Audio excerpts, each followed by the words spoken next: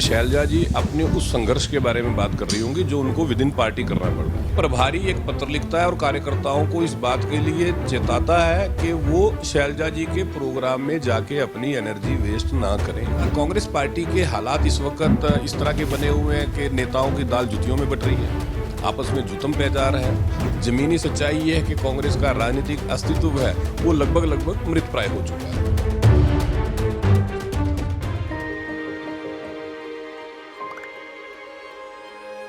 मिलके हम पंजाब को रंगला पंजाब बनाएंगे और बिजली के मामले में पंजाब को सरप्लस बनाएंगे। 24 घंटे बिजली रहिंदी है जी, कोई दिक्कत नहीं बिजली दी सानू। गरीबां दा जिउण दा स्तर जिहड़ा जीवन ਉੱਚਾ ਪੱਧਰ ਦਾ ਕਿਵੇਂ ਚੱਕ ਸਕਦੇ ਹਾਂ, ਇਹ ਸਾਡੀਆਂ ਪ੍ਰਾਇੋਰਟੀਜ਼ ਨੇ। ਮੇਰੇ ਤੇ ਯਕੀਨ ਤੁਸੀਂ ਕੀਤਾ ਤਾਂ ਯਕੀਨ ਰੱਖਿਓ, ਮੈਂ ਤੁਹਾਡਾ ਯਕੀਨ ਕਦੇ ਟੁੱਟਣ ਨਹੀਂ ਦਊਂਗਾ। पंजाब केसरी में आप सबका स्वागत है। मैं हूं चंद्रशेखर धरनी, मुख्यमंत्री के मीडिया सेक्रेटरी प्रवीण अत्रे हमारे साथ मौजूद है। बातचीत करेंगे। प्रवीण जी, स्वागत है पंजाब केसरी में। धन्यवाद धरनी जी, धन्यवाद। प्रवीण जी, जिस प्रकार से एसआर के ग्रुप लगातार अब यात्रा कर रहा है और कुमारी शैलजा ने कहा कि उनके नेता राहुल गांधी कहते हैं कि संघर्ष करो तभी फल मिलता है। देखिए, मुझे लगता है कि शैलजा जी अपने उस संघर्ष के बारे में बात कर रही होंगी जो उनको विद इन पार्टी करना पड़ रहा है। जिस तरह के हालात कांग्रेस पार्टी के अंदर बने हुए हैं, जिस तरह से एसआर के गुट, दूसरी तरफ उदय भान हुडा साहब उनका गुट, और जिस तरह की खींचतान इन दोनों गुटों के अंदर चल रही है, बाकायदा जो प्रभारी हैं दीपक बावरिया, वो तो पत्र लिख के अपने कार्यकर्ताओं को चेताते हैं शैलजा जी की इस यात्रा के बारे में। आपने भी वो पत्र आप पढ़ा होगा, आपने अपने चैनल पे खबरी चलाई होगी कि प्रभारी एक पत्र लिखता है और कार्यकर्ताओं को इस बात के लिए चेताता है कि वो शैलजा जी के प्रोग्राम में जाके अपनी एनर्जी वेस्ट ना करें।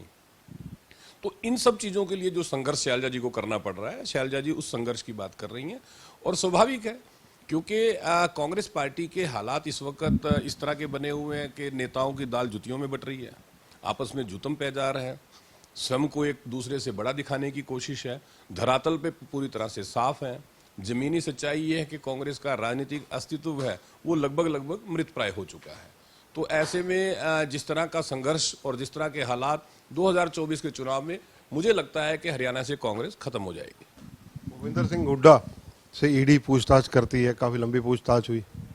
देखिए, जो मनी लॉन्ड्रिंग का मामला है, हुडा साहब जब मुख्यमंत्री थे, मानेसर गुड़गांव के अंदर लगभग 1200 करोड़ रुपए की जमीन किसानों की, और वो 100-150 करोड़ के अंदर, इनफैक्ट 80 करोड़ के अंदर वो बिल्डरों को दे दी जाती है।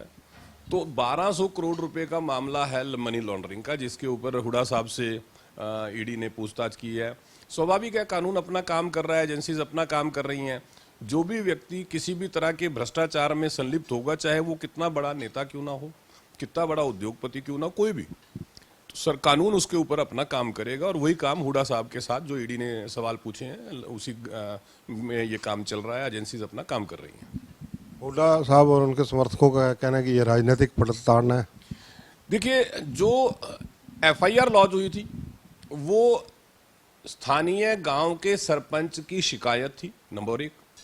दूसरा, सीबीआई ने जो जांच शुरू की वो कोर्ट के आदेश पे शुरू हुई, और जो ईडी है उसी जांच के अंदर मनी लॉन्ड्रिंग का विषय आने पे ईडी ने जांच शुरू की।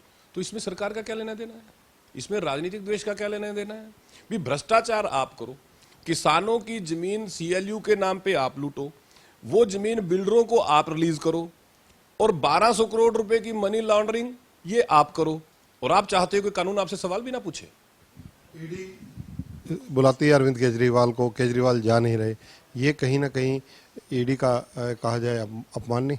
देखिए, ऐसा है कि ये कानूनी प्रक्रिया है, और मुझे लगता है कि कानूनी प्रक्रिया की, हालांकि मुझे बहुत जानकारी नहीं है, हर एजेंसी का एक अपना काम करने का ढंग होता है। एजेंसी समन भेजती है, जिस आदमी को समन जाते हैं वो आके अपनी बात रखता है, और ये इस कानूनी प्रक्रिया के अंदर जो भी ऑप्शंस होते हैं वो एजेंसी अपनाती है।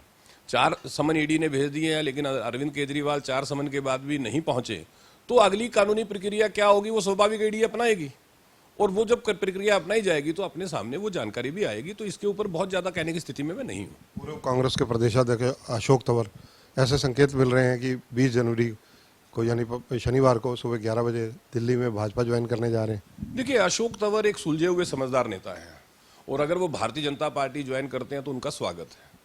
अशोक तंवर ने जिस तरह से आम आदमी पार्टी से इस्तीफा दिया, उस पर मैं एक बात पूरे विश्वास से कह सकता हूं कि जो व्यक्ति राजनीतिक जीवन में समाज की सेवा करना चाहता है, जनता की सेवा करना चाहता है, तो उसको एक बेहतर प्लेटफॉर्म की जरूरत होती है।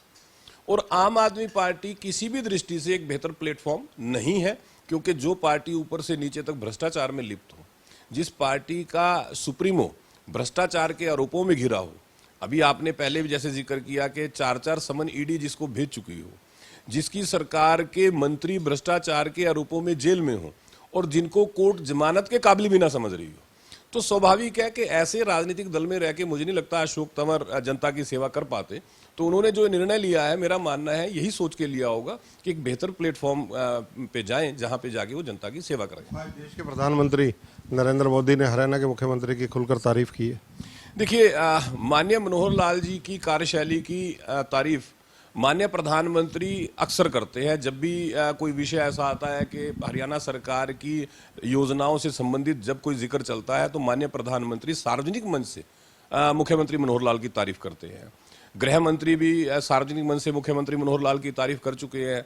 हमारे रक्षा मंत्री जी भी सार्वजनिक मंच से मुख्यमंत्री मनोहर लाल की तारीफ कर चुके हैं, क्योंकि मुख्यमंत्री मनोहर लाल की जो कार्यशैली है पूरी तरह से माननीय मोदी जी से प्रभावित, या यूं कहिए कि माननीय मोदी जी जिस तरह की उम्मीद एक मुख्यमंत्री से करते हैं, उसके ऊपर मुख्यमंत्री मनोहर लाल पूरी तरह से खरे उतरे हैं। जिस तरह से हरियाणा के अंदर एक पारदर्शी सरकार दी, गरीब और वंचितों को उनका हक दिया, सरकारी योजनाएं चाहे केंद्र की हैं या हरियाणा प्रदेश की हैं, वो पात्र व्यक्ति तक उनका लाभ पहुंचे, ये सुनिश्चित किया।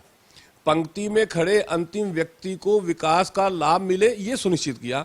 तो स्वाभाविक है उनकी कार्यशैली की प्रशंसा माननीय मोदी जी करते हैं। धन्यवाद। ये हैं प्रवीण अत्रे, इन्होंने कई मुद्दों पर हमारे से चर्चा की। अशोक तंवर को लेकर भी इन्होंने कहा कि अगर भाजपा में आते हैं तो उनका स्वागत है। कैमरामैन संजय सिंह के साथ चंद्रशेखर धरनी, पंजाब केसरी टीवी, चंडीगढ़। हमसे जुड़े रहने के लिए हमारे YouTube चैनल को सब्सक्राइब करें और नई वीडियो की नोटिफिकेशन के लिए बेल आइकॉन को दबाएं। अगर आप ये वीडियो Facebook पर देख रहे हैं तो लाइक जरूर करें और ज्यादा से ज्यादा शेयर करें। धन्यवाद।